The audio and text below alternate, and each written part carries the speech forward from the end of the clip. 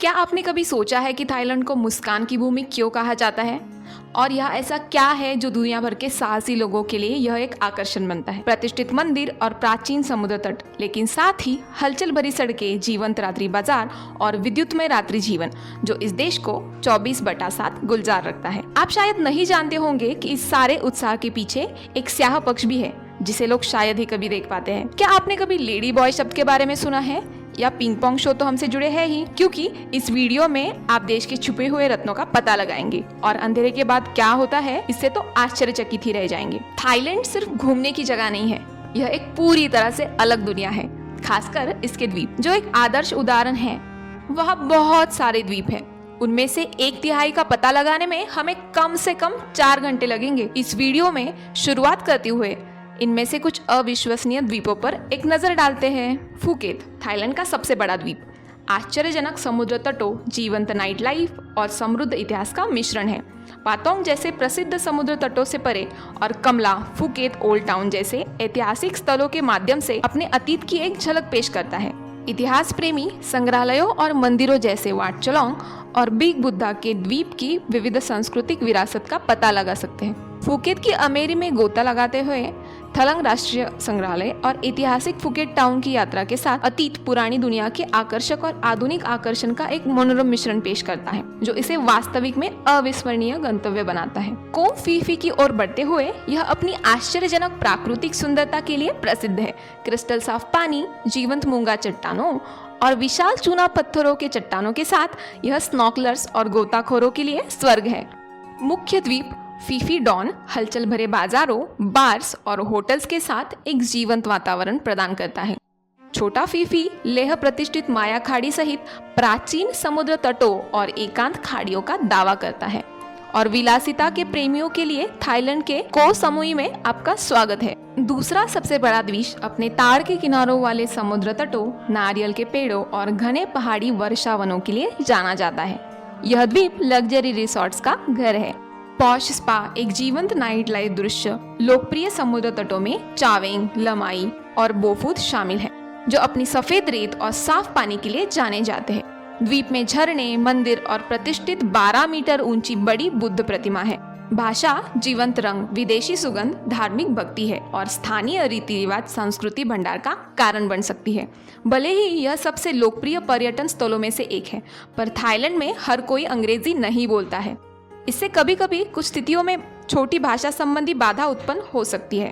Thai व्यंजन स्वाद और बनावट का एक आनंददायक मिश्रण है जो व्यंजनों में मसालेदार, मीठा, खट्टा और नमकीन स्वाद का मिश्रण है। ये देखने में जितना आकर्षक होता है उतना ही स्वादिष्ट भी है।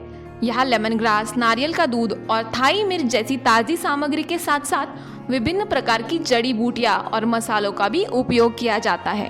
पैड थाई एक लोकप्रिय थाई व्यंजन है जिसमें तले हुए चावल के नूडल्स, अंडे, टोफू, झींगा या चिकन की इमली आधारित सॉस के साथ मिलाया जाता है। यह आमतौर पर किनारे पर नींबू के टुकड़े, कटी हुई मूंगफली, धनिया और बीन स्प्राउट्स के साथ परोसा जाता है। थाई व्यंजन चावल का विभिन्न रूपों में उपयोग करता है। चावल एक मौलिक है।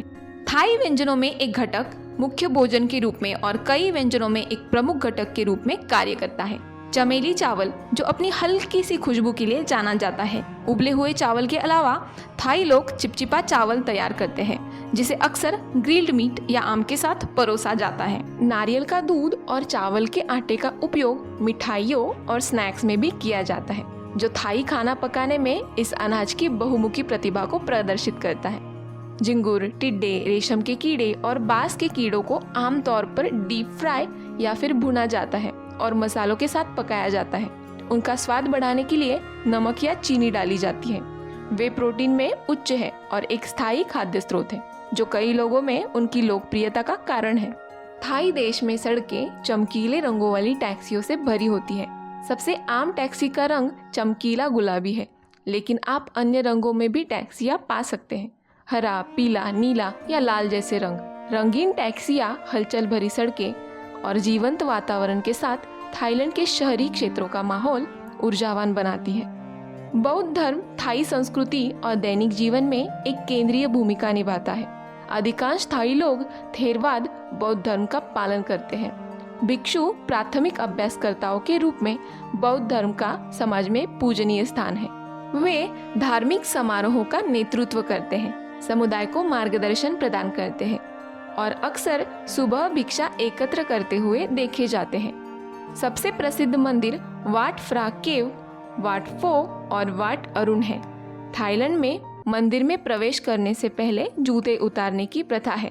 यह पवित्र स्थान के प्रति सम्मान का प्रतीक है।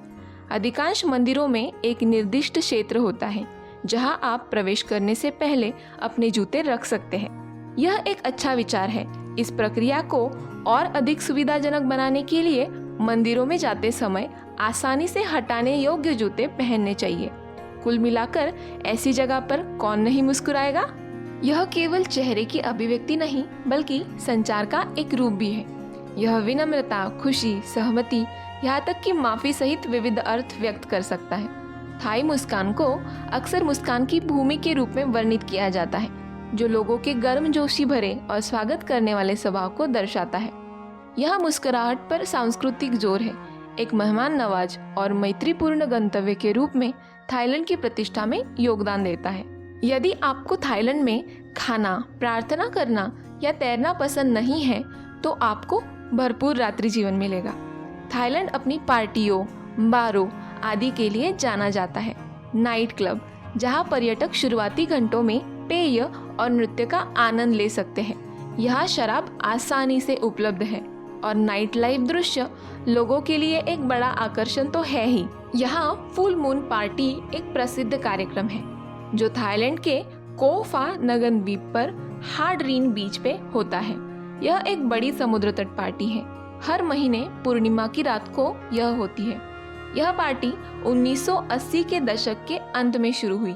तब से यह एक प्रमुख आकर्षण बन गई है जिसमें दुनिया भर से हजारों पर्यटक आते हैं। फुल मून पार्टी अपने जीवंत माहौल के लिए जानी जाती है जिसमें संगीत, नृत्य और भरपूर मनोरंजन के साथ रात भर पीना भी चलता है। जब ऊर्जा पेय की बात आती है तो क्या आप जानते हैं कि रेड बुल का आविष्कार वास्तव में थाईलैंड में हुआ था? यह सही है। 1970 में चालेओ योओविद नाम के एक शख्स ने क्रेटिंग डेंग नाम का एक पेय बनाया था जिसका थाई में अर्थ रेड बुल है। यह थाईलैंड में ट्रक ड्राइवरों और औरत के काम करने वाले बच्चों में लोकप्रिय हो गया था। यह थाईलैंड में ट्रक ड्राइवरों और रात में काम करने वालों के बीच लोकप्रिय हो गया। उन्होंने इस ऊर्जा पेय को बाकी हिस्सों में लाने के विचार के साथ चलो से संपर्क किया। दुनिया भर में उन्होंने मिलकर रेड बुल की स्थापना की जो दुनिया भर में एक शक्तिशाली ऊर्जा पेय है। थाईलैंड के अंधेरे पक्ष पर लौटते हैं जो स्थानीय लोगों के लिए चिंता का विषय है।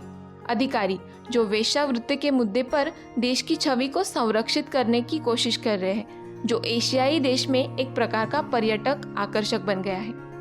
वेश्यावृत्ति में वृद्धि होने से अपराध दर में वृद्धि हो सकती है जिसमें नाबालिगों का शोषण और गुलामी भी शामिल है।